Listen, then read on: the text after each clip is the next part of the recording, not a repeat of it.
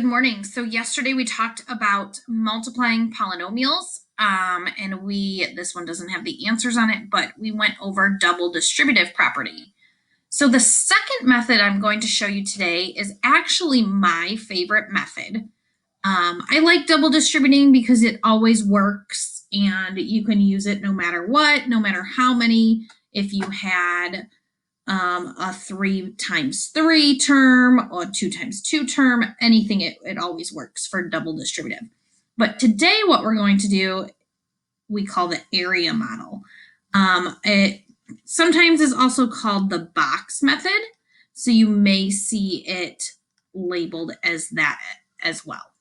So another method that can be used to multiply polynomials is to organize them into a rectangle and find the area of each part individually. So that's why we call it the area model, all right? And organizing it into a rectangle, we need to make sure the size is the same as our terms.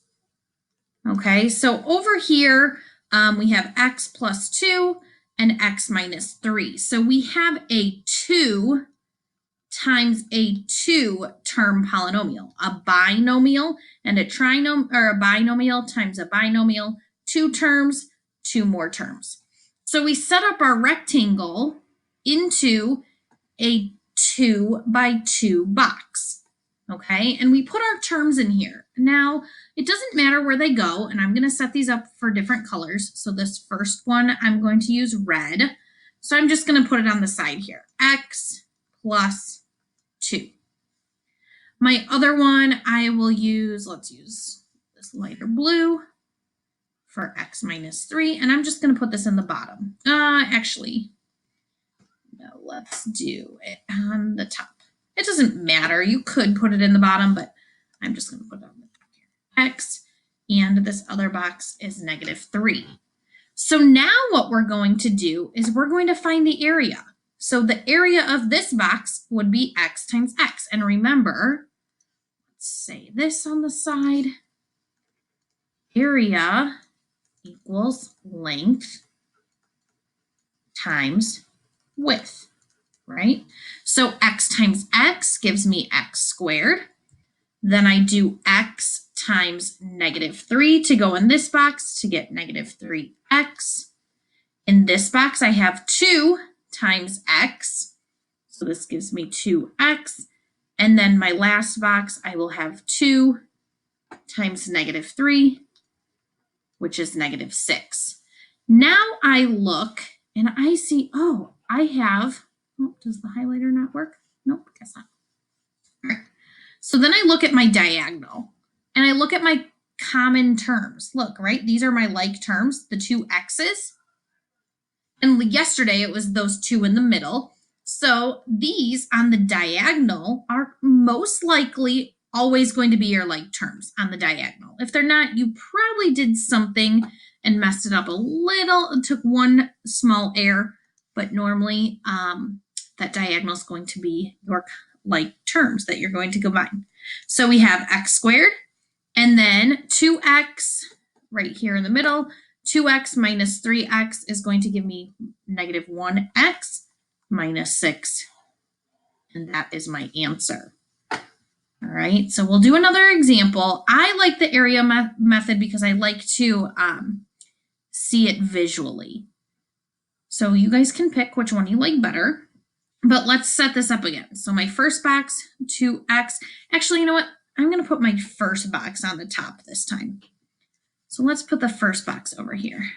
2x minus 1. Now remember, we have to take that sign with us, so that is important. My second parentheses, 2x, or x plus 2. Then I multiply to see what I get in the middle. Again, 2x squared, right? X times x is x squared.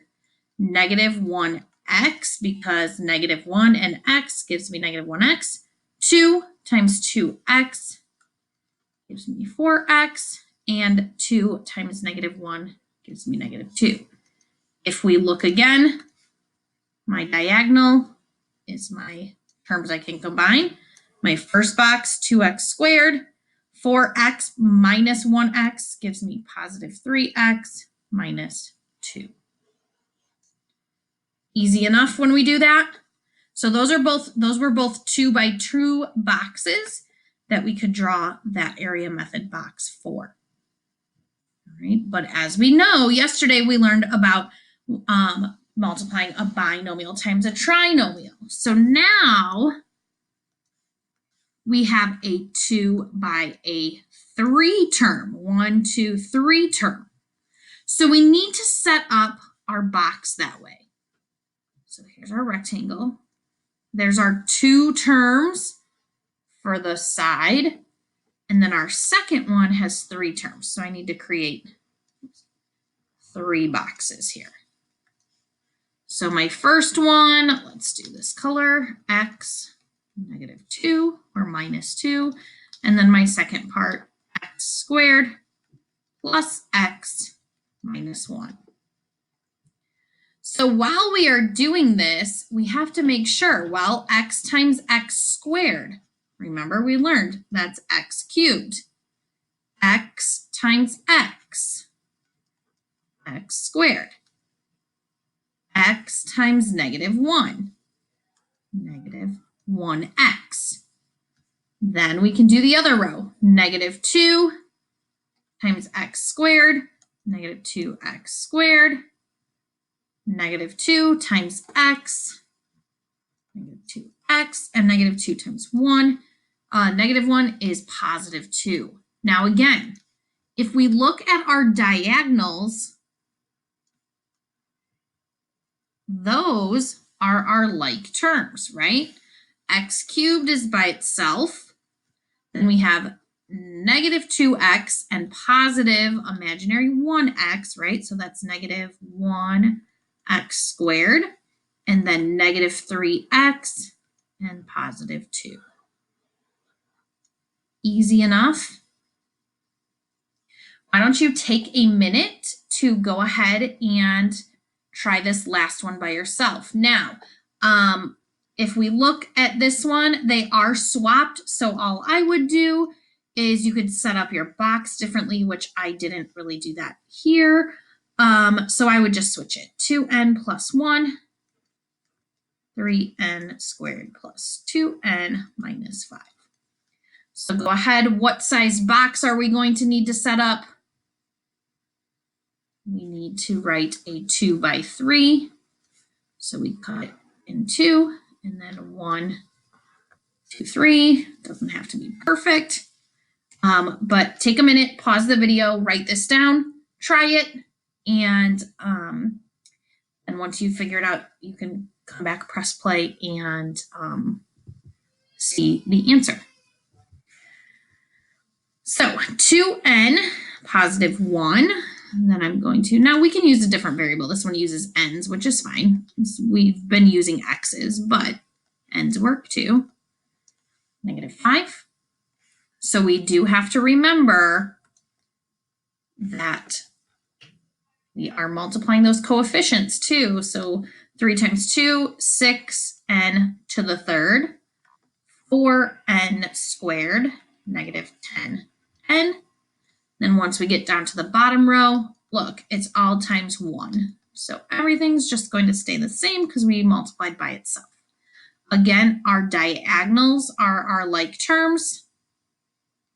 And check your answer if you did this. 6n to the third plus 7n squared minus 8n minus 5 is the answer for that. All right, no homework today, you were just supposed to watch the video, but there will be some practice problems for us to do tomorrow. We're going to kind of work through them in class, or yeah, tomorrow we'll work through them in class together. All right, have a great day. Enjoy your day. I hope you guys are all doing well. Bye.